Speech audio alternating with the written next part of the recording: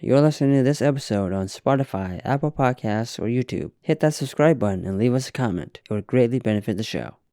Welcome to Movie Baiters with the Farx brothers. I'm Kyle. I'm Kirk. I'm Nick. And we are interviewing someone we have never met before today. Can I explain that how Barry Andersson is? You have two S's in your name, right? I do, yes. Is Barry short for something? Nope, that is just a original name. My parents like the name, and I have a common last name, a less common first name, and Okay. Well, is there really two S's in your last name, or is that a staged version of your name? it's a stage version of my name. It makes you easier to find because I thought of that when I was doing the research. It's like, oh, When I published my book, there's a million Barry Andersons, but I felt I was too old to officially change a name, and so then I came up with the idea of hey, my ancestors had two S's. I'll just bring it back. Oh, just okay. Wow. And then what's funny is people who've known me my whole life were like, "Oh, I'm sorry, I've been spelling your name wrong all these years." And Not really. not really. we have a stand-up comic friend who's been on the show, and because he has a W-2 job he has a PhD for, he changed his name, but only by one letter as well, and now he mispronounces it. Oh, that's why you mispronounced the name that I'm thinking of. Yes, Yeah, okay. Dedenne is I'm not like, how you what the pronounce fuck is that. Kyle doing that for? no, that's the stage version of his. And there's other people that comics that I'm friends with where I know their original name, and now they're Jeff Paul is not his name, for example. We live in a weird industry where you may or may not have one name for this, one name for that. So Well, we're all brothers with the same last name, Yeah, Farx. Farx. See, it's good you're off camera, so when you do those little things, people can't see them. He insists on being off camera. The people watching would already know that that's. you just gotta get like a fence, so you just see your eyes, but you don't see the Yeah, rest like of you. Wilson. You Wilson. participate. Yeah. Wilson. And then I'll just do a lot more. The first question we always ask people, because they're multi-hyphenates like yourself, which of your multi-hyphenates do you like? Which one is the most important to you? Directing.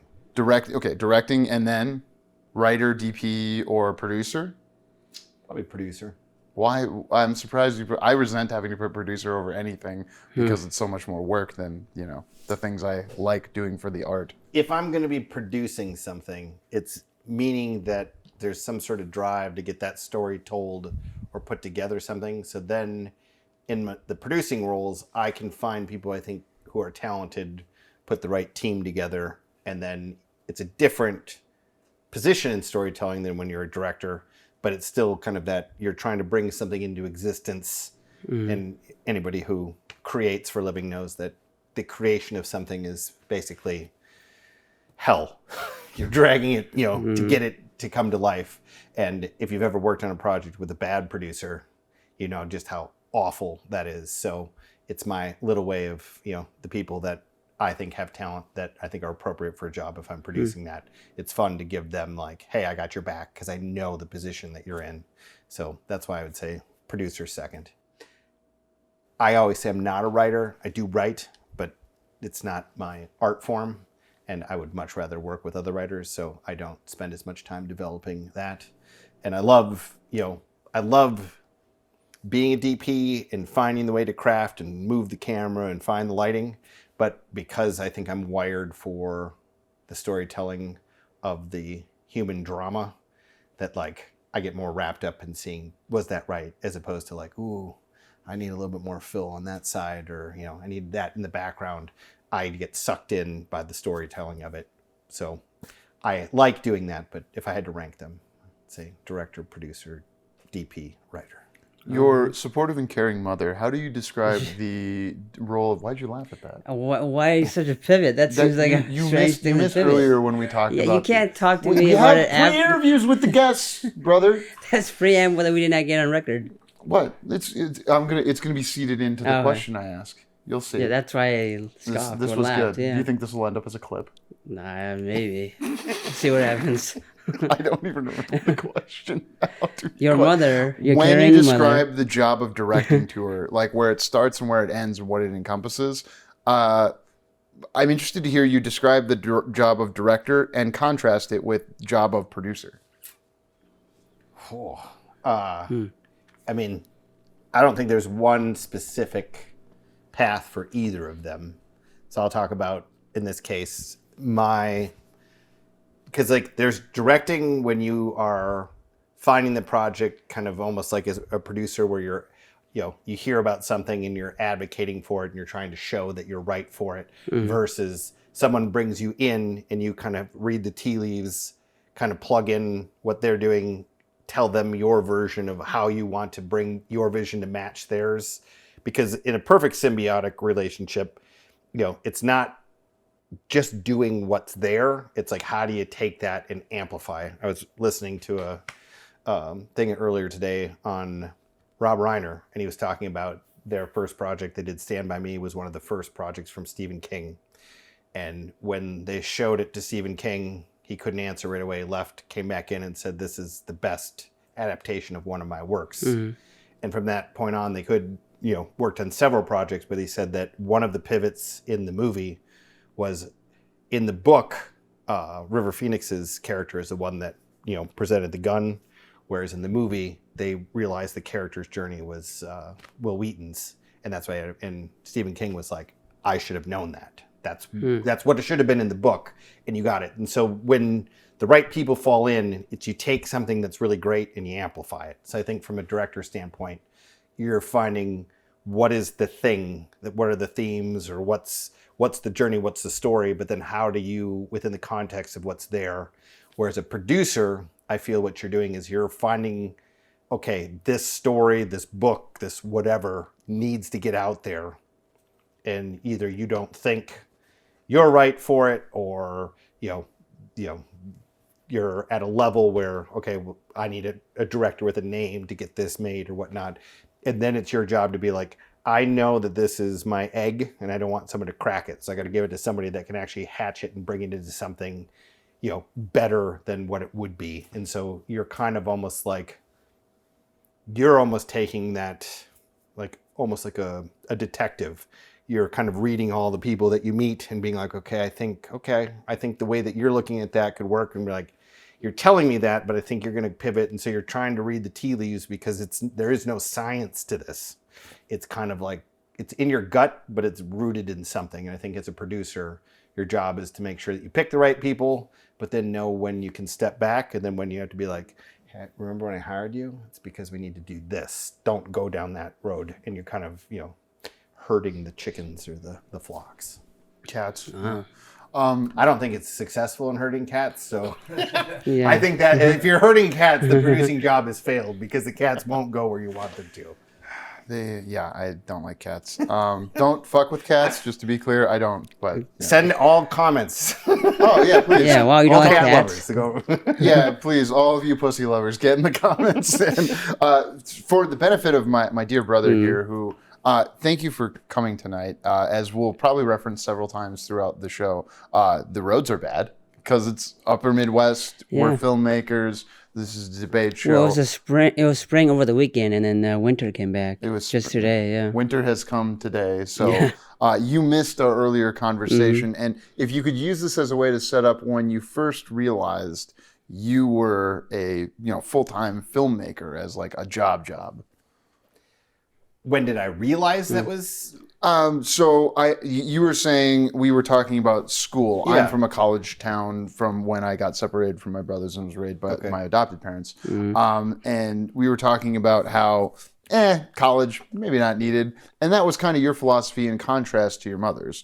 And then at some point you were able to build a career where, hey, I'm working full time in a very large industry with the third largest export from this country, as you pointed out so rightly. Wait, can I before we ask got on something the show. first? Did your mom want you to be a filmmaker, or did she have No. other ideas? Okay. What did she No. want you to do? My mom just wanted me to go to college and Oh. get a safe job to make sure that I could support myself. Yeah, that's Which smart. is not by its nature a bad thing. But one thing, just taking even my mom as a separate entity, being from the Midwest, what Midwesterners don't understand is intellectual property. Most of the people that have made money and been successful, you make a widget, you invent something for medical. This idea that like, I'm going to write a story that the world's going to fall in love with and we're going to make millions of dollars.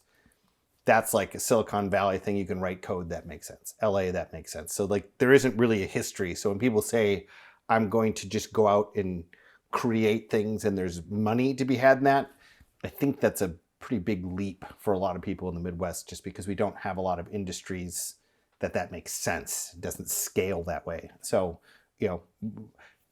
as much as my mom didn't understand what I wanted to do, I didn't understand what I do. I have a very similar story to a lot of other directors, that one day we woke up and we just wanted to be a director. I happened to do that when I was 10 years old. I didn't know what a director was. I have no idea why that day I woke up.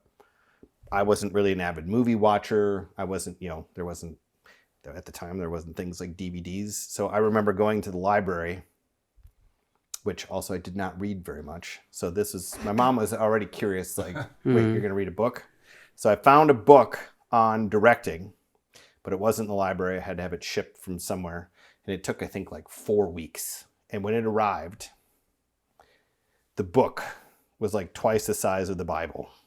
It was huge. My mom was like, you have trouble trying to have attention span of reading things like Dr. Seuss?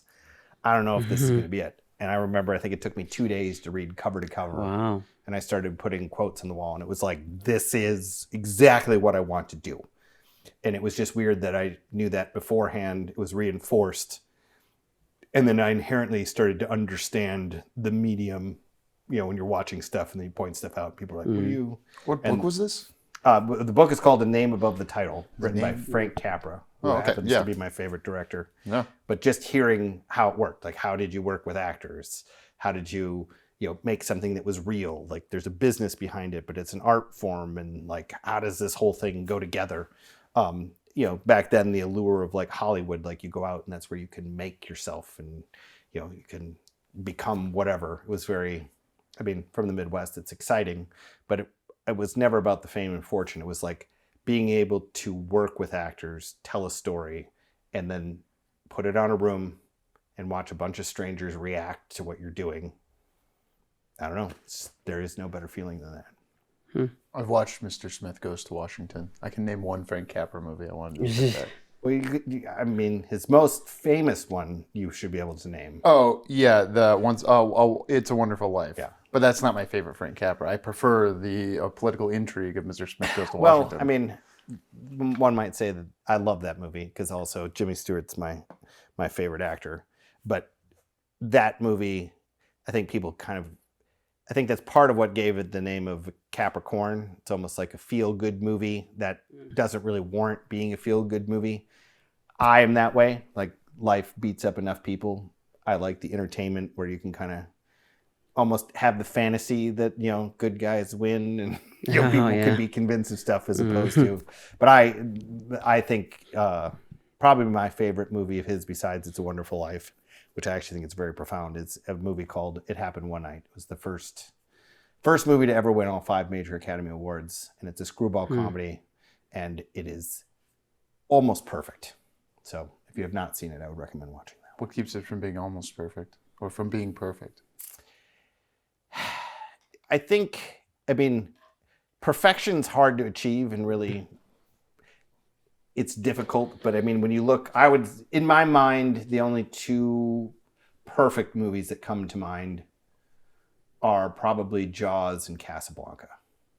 Oh. Okay. I think that's probably a widely accepted way to look at.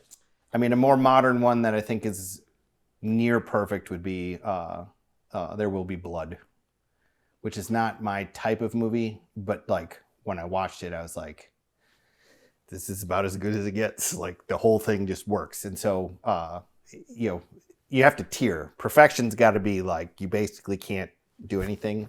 So if perfect's here, It Happened One Night is right here. So it's pretty close. Yeah.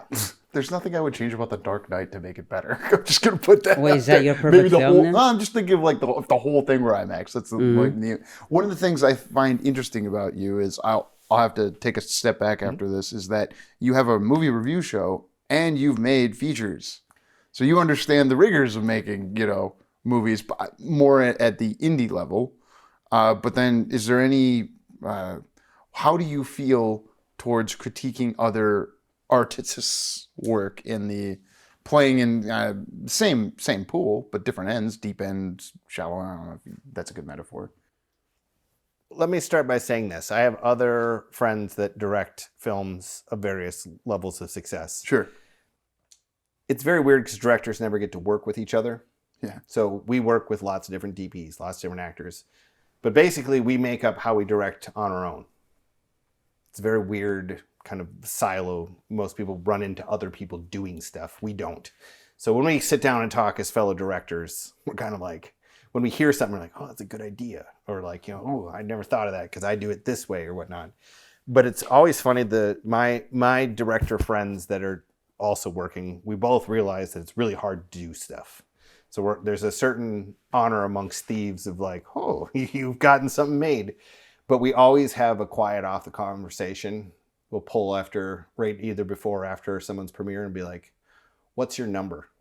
And we're always honest. So it's always funny because, 1 out of 10?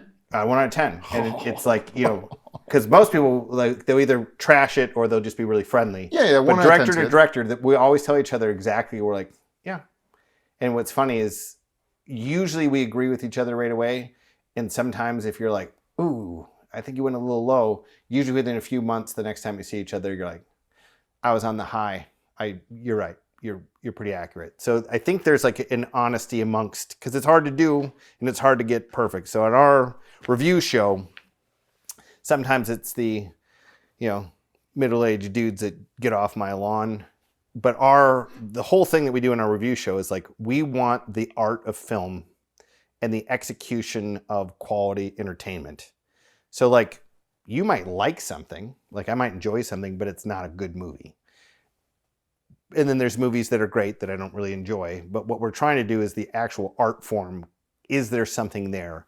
And I fear that over the last 5-10 years, the actual technician execution of kind of your run-of-the-mill movies is gone. So we still have a few actual artists doing stuff, but if you went back in the 70s, 80s, 90s, you would have a lot of working directors that could execute a movie and functionally go like, hey, as a structure, as this, as how it goes, how the audience reacts, the actual visual language of it, it all works. And you're like, that's a craftsman doing the job. Those craftsmen don't exist anymore. So it's very weird now. It feels like oftentimes I have friends that listen to the show and they'll be like, do you like any movie? And then I'm like, I don't. And then I go back and look at the podcast. I'm like, no, there's quite a few that I do like, but it comes out because we want to set the standard and not always move to, right now, is it good enough? And you're like, no, like it's not. It's kind of like we want to keep that world record.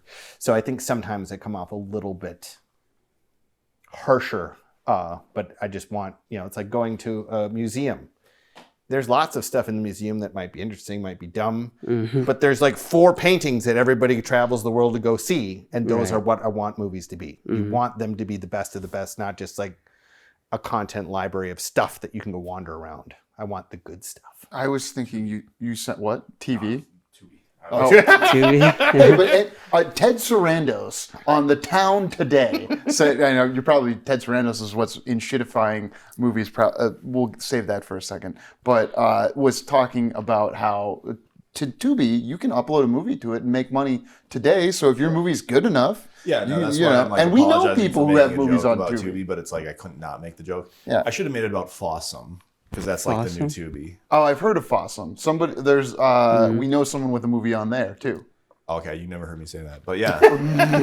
No, I think no. Well, the person I'm talking about was you like go and like wander around. Like if I'm putting on something on the TV, Fossum, like to Something in the background. TV, Okay, but like yeah. but it's like here's a bunch of stuff. You know what I mean? Yeah. I'm going to talk about technology, but I just need to go off on my brother for a second. So you're saying you pay for HBO and you go to Tubi and look at for like background for like I'm gonna just pass out on the couch sort of thing. Get it? I would rather go to, because and part of this is Midwest. I'm paying for it, man. So I'm going to go to one of the ones I'm paying for and watch stuff there. I barely go to Tubi unless it's for the show or to watch a friend's movie. That's because they have it up there versus somewhere else. And I don't know. So the weird thing is that I found you through AI. Okay. I don't remember if I said Where did you put it in the prompt? I was looking at what are the other podcasts that are like Movie Baiters and saying, could you find them? Like, I feel like I would know of them. Like, do you know of any other podcasts? Like, No, I mean, I know a lot of people are doing them, but I don't, it's like there's not like a database unless I go to iTunes or Spotify or any of these things and like search for them to find them. Yeah. It's like everybody that creates something like this, organically, they're going to like you or not, or you're going to spend time and effort promoting them. And, there's a million people out there talking about it. I started ours because me and my co-host, we would always get on the phone and have these long discussions about it. And we're just like, we should probably record these. And then we started recording them. And it's kind of like, it's not that we don't care if anybody listens, but it's like, it's literally like we would do this whether we're recording or not. And people, enough people think that we're interesting enough in our takes that it's interesting to hear, those discussions. But it's like, we both love movies. And we love when you see a movie that is well crafted and brilliant. It is like, I mean, one of the things people always ask me is, can I enjoy watching movies? Is it too hard to watch them because you know what goes on and you're bothered by this? And you're like, I could watch movies 24 hours a day.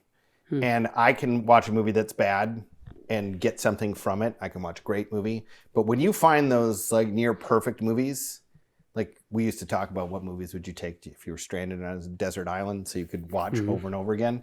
And to think that you could have something that you could watch. I mean, I can't tell you how many times I've watched something like Jaws.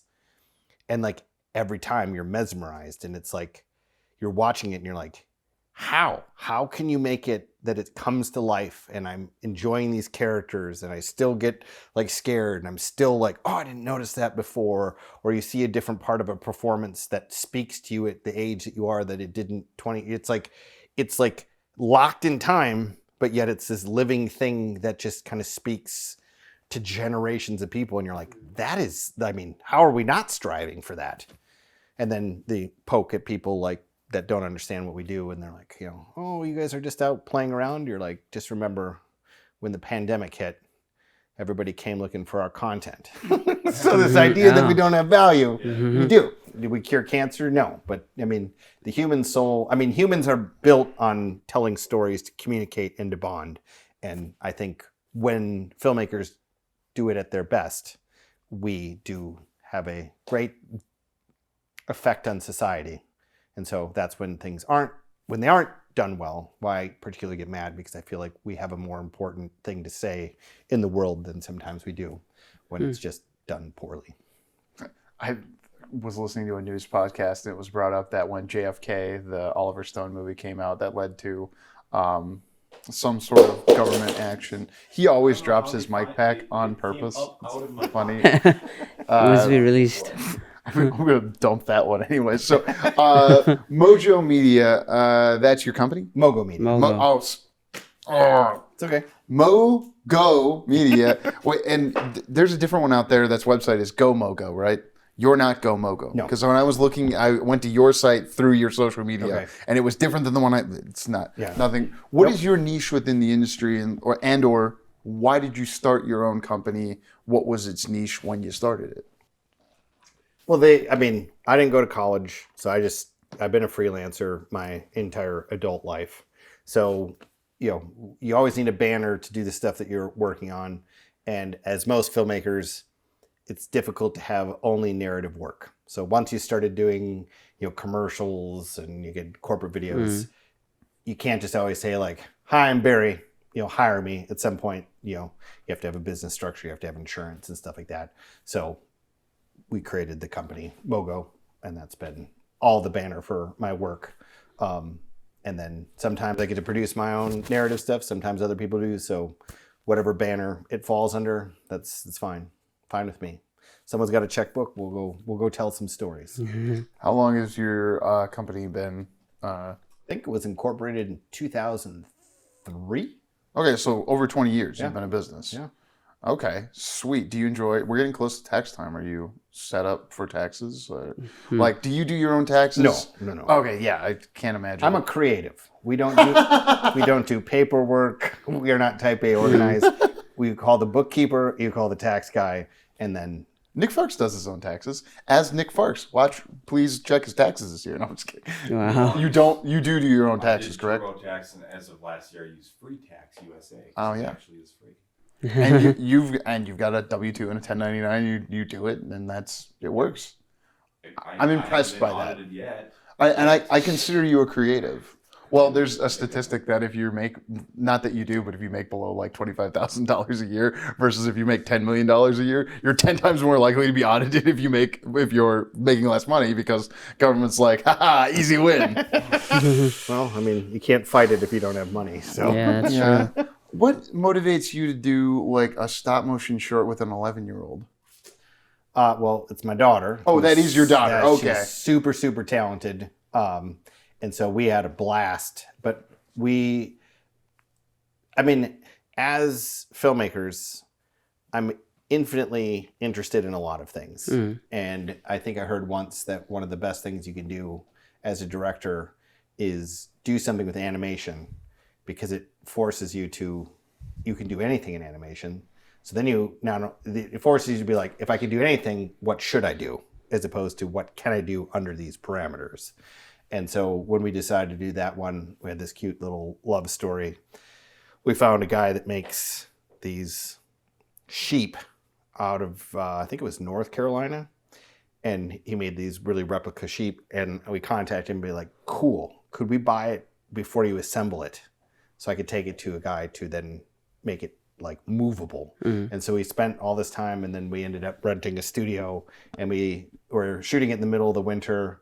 We had real grass sod that we had bought. And so every day we were cutting the grass. You had to shoot a scene and finish it before you stopped because if you took a break for lunch, the grass would grow too much and then it would wreck your scene. So we had all these rules, but we spent about 2 months or so working on that. And she won Best Upcoming Director at the Nighthawk Film Festival. Nice. Whoa.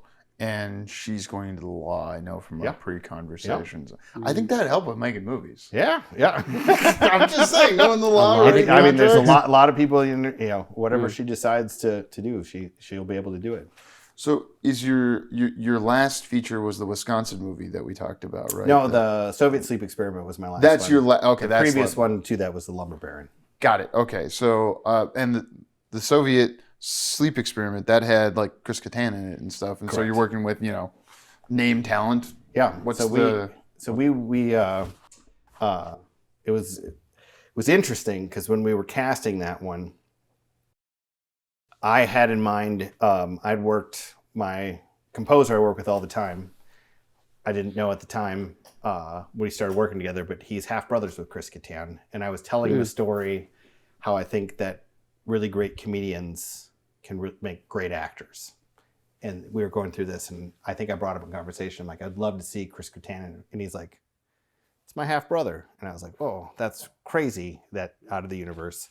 And so when I was going through and casting, I reached out to him. I said, do you think any chance your brother would be interested? And they had wanted to work together. And it worked out. But we were going through, we had a casting agent out in LA, and we had all these roles. And we cast one of the roles, Ralph. He was just coming off Once Upon a Time in Hollywood. So he's working with Quentin, coming to slum it with me. And then our Yev, one of our other actors, he was just coming off of Stranger Things. I think it was season 3. And then we had a hard time casting our lead actress. And so we were cranking through, and my producers were very mad at me because we were down to I think it was days before we were starting filming, and I had yet to cast because I was like, got to find the right person. And then I got the casting agent says, this is a lady from Argentina. She doesn't have, I think we had one role with an English. She spoke English, but she had a film that she had done that was like, her performance was out of this world. So I had a call with her, and I said, let's do it. So within 48 hours, we had her on a plane, flew her out from LA to freezing cold Minnesota. God bless her. And I remember because we had started shooting, and she came on set, so you got that new vibe on set.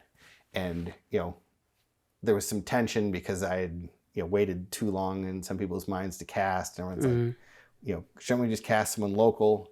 And she came and did her first scene, and after we yelled cut, the whole set was just silent because she was just knocked it out of the ballpark. And then later on, everyone's like, I'm glad you waited. Right. So when you cast right, you sit there and you're like, oh, okay, this is why. And it's director if you find the right people in the role. So we had some great local talent, some great people from LA, and it was a fun project to work on. And that was one where you were the director, not the writer, correct? I was not the writer, nope. Okay, so when the script's written and they go, we need you to direct, how did that happen? Well, I was the one that it was based off of a story online, and we kind of found our take on it, hired the writer, and then worked with producers. I was a co-producer on it as well, but more the director than the producers. And we just it was the thing that you're supposed to do. You find a property that has a fan base. You go get some name, talent, and good talent. You put together a good creative team that can make it look like more than it is, and keep your budget low. And then you can go out and make something and sell it. So it kind of worked. We're not yet in the black, but it's the sort of thing where you're putting it together and you're like, oh, well, this is how this works. And you start seeing, an elevation beyond a bunch of friends, and we're shooting something, and it's like, oh, this isn't half bad, to like some people walk in, they're like, oh, this is a movie. And you're like, yeah, we're doing real stuff here. So it's always fun when you kind of put together the right team and then you get to play. But on indie films, you never get enough time to play, but that's part of I think it was Fincher that said, a director isn't, getting your shots. It's when you have 10 shots to get and lights going down and you get to choose 2. And you're like, oh, okay. So you got to make those hard decisions in the moment. So I don't think David Fincher runs out of time like that, but that Not when he's doing 100 takes. How many days did you have on the Soviet Sleep Experience? We ended up extending, I think when we were all done, I want to say it was either 22, 24 days. Okay. So not enough, but not like a 17-day shoot. Yeah, okay. It wasn't like done in 2 weeks. Okay. Yeah, No, that's good. When you did the one with Rachel, I have it written down. Relentless? Relentless. Yeah, where you have a basement filling up with water. What's the logistics around that? See, this is the part that I like about directors is we have this idea, and then people think it's cool, and then other people got to make the cool come to life. That's when you know you made it. So, I noticed you were a producer though on that one as well, so you were responsible for it working. I was, but producing was finding the right people to execute. So when we had this idea, I don't remember. I think my friend. I was at a dinner with my friend from Seattle. We were having this conversation, and it was I don't know how it got to this, but I think out in Seattle, like there's mountains or something. He was telling me about this person that was in their house, and there was like a flash flood, and they like drowned in their basement. Oh, and I was like, from Minnesota, I'm like, how the heck can you get something to fill up in the basement? But it was like based on a true story. So it was just one of those weird things that stuck in my head. And then I was like, that'd be kind of cool to film a basement flooding. But then I'm like, you need a story. So we just went back and forth. And then all of a sudden it kind of clicked on, I'm like, oh, this would be interesting. But because I live in the Midwest, or maybe it's just me, maybe you guys don't know this, but what's crazy here is all these farms eventually build a new house on their property. And most counties make you demolish or move the existing farmhouse. Oh. So I knew that people are constantly in Minnesota moving, which leaves a basement. So I'm like, I bet you I can find somebody that either right after or before they move, because they're going to demolish it all, they would let me use their basement for a fee. And I sadly didn't find a farmhouse, but I did find a house on a lake that they were going to demolish and build a nice home on the lake. So we were actually able to, with the DNR's permission, pump water out of the lake. And we had it set up so we pumped 40,000 gallons into the basement and then would pump it back out.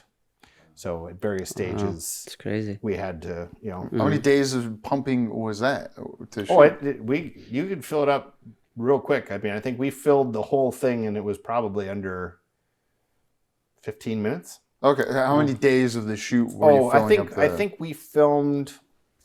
Of the actual flooding. Well, we did it in stages. Yeah. The actual like full on blast, that was probably a couple days. Then we had some shoot days where it was like submerged, where we're kind of shooting under the water. I think that whole total was maybe a 16-day shoot. Oh, okay. That one was quicker, but it was crazy because of the fact that, like, fun story for those that haven't heard this before. As a child, I wanted to be a director when I was 10. I heard. So one thing that was not cool when I was growing up is people who wanted to be in film. So that guaranteed you were a nerd and didn't have friends. So when you're 10, 11, 12, 13 years old, telling people, hey, you want to come over on Saturday? I'm going to set up stop motion with my Star Wars figures. You want to come hang out for 12 hours and help? Nobody wanted to sign up for that. So this is my producer brain. I'm like, how can I get helpers? Well, I have relatives from Wisconsin, and in Wisconsin, fireworks are legal. So for the holidays, I'd give them $20. I'm like, bring me back some fireworks. And then I would tell them, we're going to shoot, but at the end of the day, we're going to do our inserts and blow up the Star Wars figures. Nice. So they would work all day so they could light the fireworks. So then I just took that as an adult and I said, how do I get people to work on this crazy project? And I just said, I'm going to flood a basement. And what do all young guys want to do? Oh, that's awesome.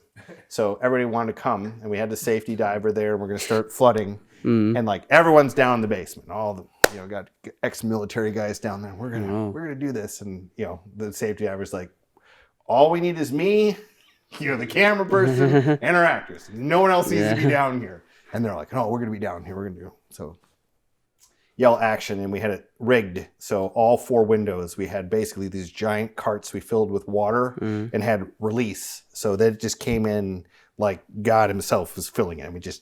The roar and the noise, and we yelled cut, and literally everybody left the basement, and they're like, I'm not going back down there again, because it was terrifying. So then it left the safety diver, the camera operator, and our actress. And by the end of it, just the sheer physical toll of being blasted by that much water coming in. At some point, the terror is real, the exhaustion's real, all that, because it's like you're dealing in this real environment. So it was interesting, but also you're standing there going like, we created this out of nothing because we had an idea, and here's this ragtag group of people on this land, watching this come to life, and you're like, this is movie magic. When did you bring Rachel into that one? Rachel Weber, who we also know and love? I met her, I think I was teaching a course, and we had to get some talent in for that. And we started talking, and when this concept came up, I knew I needed an actress for it, because we'd talked back and forth with the writers on, does it make sense to, who do we want? What age? What gender, all this, and we thought it was interesting to have the female in this. And so I was working with people in town, and she was known at the time a lot for musical theater, and I thought that she had something else kind of inside that you could watch. But then also when she was in danger, people would be like more worried. She's strong enough to kind of hold herself together, but also vulnerable enough. And so the arc that the character went on, I thought worked. And so when I started talking with her about it, we started having conversations, and then as the director and actress, we were kind of like shaping in like from stuff from her life or how it would work, and we created some of those scenes. And so it was fun to work so closely with someone that's got talent to kind of, we had the pre-pro time enough because we lost our window, because also in Minnesota it gets cold. It gets too cold, you're not shooting that, and then you got to wait for it to warm up again. So we had like an extra, we were supposed to shoot it one year, we had to wait till the next summer. So then we basically we were kind of ready to go, but now we really just, what else could we do? What else could we, use that time to just be free to think and create? So. Sounds good. And you were gonna shoot 16 days and then just had to wait, 6 months to shoot 16 days? Well, I don't think we were supposed to shoot, because we were testing, we found one location and we were testing it. It was a spring-fed water, but we were like, the temperature of the water, even with like wetsuits, it could have been like hypothermic. So we had to, but I think that was maybe like October. And then we shot that next August, I believe. Oh, okay. So you had the whole summer to like test it out, figure stuff out. What? No, because then we had to find a new location, because when they tear them down, they don't wait. So then we were ready to shoot, but then we still had to find a new location. So I can't remember like how far in advance. I think it was like the beginning of the summer, maybe around June is when we locked in that we could do that. So then they got their stuff out. Then we started prepping, because we had to go down the basement, scrub the whole basement, pour cement so that things weren't draining out, Yeah. kind of clean as much as we could. And then we had to build a special staircase that we could enclose. So we were modifying it to work for our means. Then because they had no power, we had to run power and, kind of make it a working set, even though, we were cutting boards. I have time lapses. We were taking boards from the upper floors to make the staircase enclosed downstairs. So we were kind of recycling its own building before it was all torn down anyway.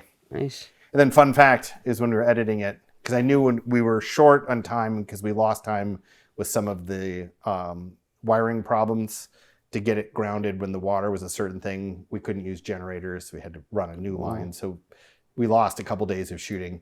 We actually took the staircase with us. And then I actually shot part of a scene in a studio, and then we needed a couple more underwater scenes, and we actually took it to a lake the next year, built the staircase in the lake, and then we dove and filmed in the lake, and it all matches. When you watch the movie, you can't tell what was faked and what was not, but it was funny because when Rachel and Travis, our DP, we'd be filming in the lake, and a fish would roll across their leg, and so again, some of the fear was real because they're like, "What's that?" So it's the fun part of making movies. You never know what you're staring down. Yeah. What I didn't realize at the time when Colleen Krantz, Rachel Weber, and I playing brother and sister, that you were the one who had shot Colleen Krantz's pilot, Complete Bull. Did you see that pivot? No. How I connected. Yeah. Because Rachel Weber plays my sister in Paprika. Yes. And then we were watching that Nashville Film Festival when I met it doesn't Colleen count if you Krantz. call it out. Well, I'm just no, but it's fun to do this with you. And I'm pivoting to him because he's going to talk about Complete Bull now. This is how you host. Yeah.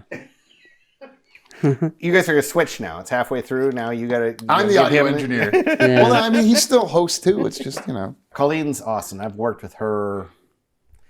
I wonder when... It would have probably been it's been almost a decade now. I started with her on one of her documentaries. We were doing recreation of period pieces. About the same time I was working on Lumber Barons. So suddenly I was being known as you can do the vintage era guy. So... but Colleen had told me about her idea for Complete Bull then, and I was really excited about it. And I said, I think you should, don't try to sell it. I think you should make it. I mean, I feel like you understand this world. We live in the Midwest. These are our people.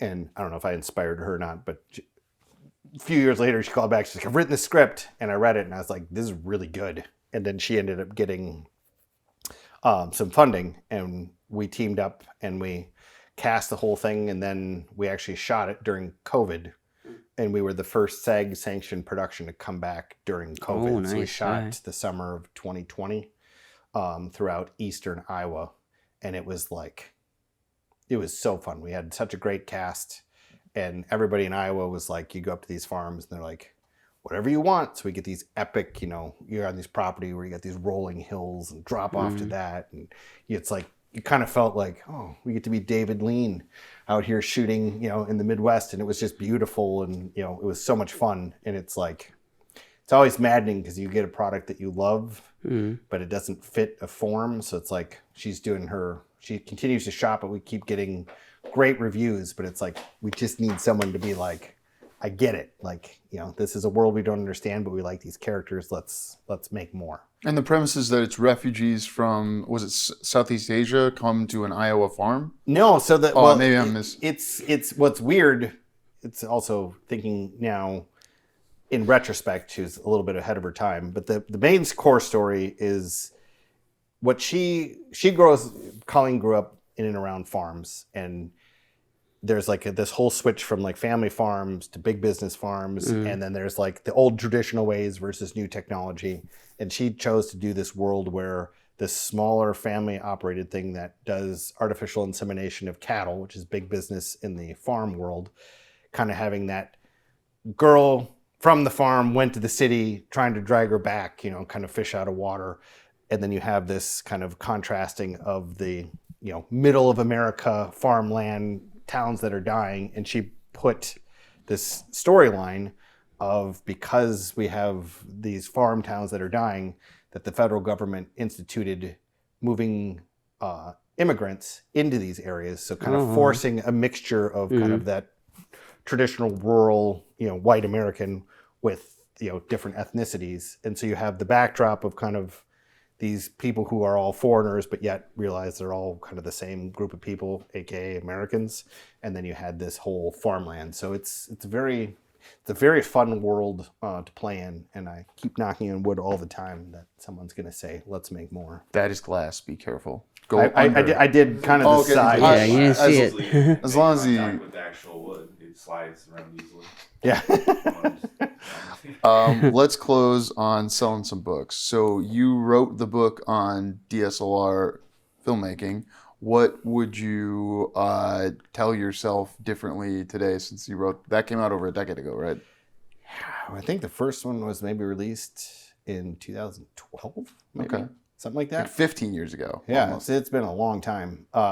What's weird is it was an opportunistic thing that I'd worked with a lot of people that had written Photoshop books or this sort of thing. And everybody said writing books is the worst thing you could ever do. Don't ever do it. But then they would write another one. And I'm like, why did you do that? Well, we, whether you see, except for book sales are dying. Like 20 years ago, people could, make $1 million selling a book. Then it was like, I could sell 1 million copies, but I made 20 grand. And you're like, is that worth it? It's money. But when you see how much time goes into books, it's like a talk show circuit. I don't know. Well, you're on a talk show right now. Look, and I'm loaded. But the DSLR filmmaker, I remember because I started in the industry with film. First projects I did with 35 millimeter film. And I got stubborn because I understood the power of film, how beautiful it was, what you could do. And then I was there for the first HD revolution, which basically said everything we shoot is going to look like utter horse crap. And so I'm like, well, the clients aren't going to if my reel looks like this, if I put this stuff on the reel, then they're going to think I'm not very good. But I didn't realize that people sometimes don't care about quality. There's just whatever's in front of them. So I had the idea of what this looks like, but almost everybody was just looking at other stuff like this. So I set myself behind in my career because I got stubborn with technology.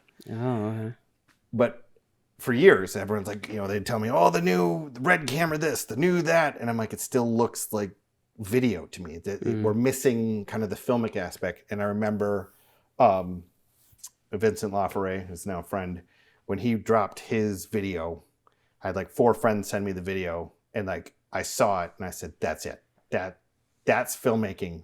And I placed an order for a 5D Mark II before they had the updates to have manual controls. And I said, this is going to be back to why I started doing this. And I got, before they had it, we had to have these special hacks that could brick the camera, and we were trying all this stuff. And so we shot a movie in Italy testing out these cameras. And so when I came back, when I was talking to my friends that wrote a book, I said, oh, we should write a book on some of the tips that we learned. So it's supposed to be a quick thing. And then the publisher loved it. And they're like, you should write a comprehensive book on filmmaking. And I'm like, you can't. That's why we have shelves of lighting, shelves of editing, shelves of story theory. And just put it in one book. So it took forever to write. But then it sold really well. It went into colleges. So I've now met people that are like, hey, you taught me how to do this from a class. So it's really weird. The guy that didn't go to college writes a book that taught kids in college. So it's, it's a weird, the industry's weird. You shot a movie in Italy and you didn't call it Spaghetti DSLR? Yeah, no, I should have, but then that's too self-referential. They just wanted to have a textbook to sell, and I'm like, all right, we'll do it. Because they call them Spaghetti Westerns. Yeah, I know, but I'd also called it a terrible pun. Yeah. I'm setting you up for the last question. Okay, the last question of the night is, who would you recommend we ask to be on the podcast? Do you want any part of the film, or So as long as they're in the Upper Midwest and involved in making filmmaking, if any part, narrative probably. Yeah. Bruce Bales, he was the DP on Complete Bowl. He's based in Iowa. Okay. He does all kinds of great stuff. Love working with him. Does he come up to the Twin Cities? I hire him sometimes to come up here. Okay. Yeah, no, he's great. Well, I think what we'll have to do then is find a time that you're hiring him and get him to come around. Reach back out. I would love to get. I feel terrible that I haven't reached out. I'll reach out to Colleen on LinkedIn to go, hey, Colleen, guess what? By a random happenstance of AI, I had the director of Complete Bull on my show. So our show. Wow, thank you, AI, huh? Don't you love saying that into the camera every Yeah. night? Thank you, Overlord AI. Well, I think, Barry, thank you for coming on our show. We had a great debate. We'll see you guys next time. Bye. Thank you for listening. For more JK Productions, find us on Instagram at JK Productions Team and on Facebook, JK Productions MN. Join us next time for another debate.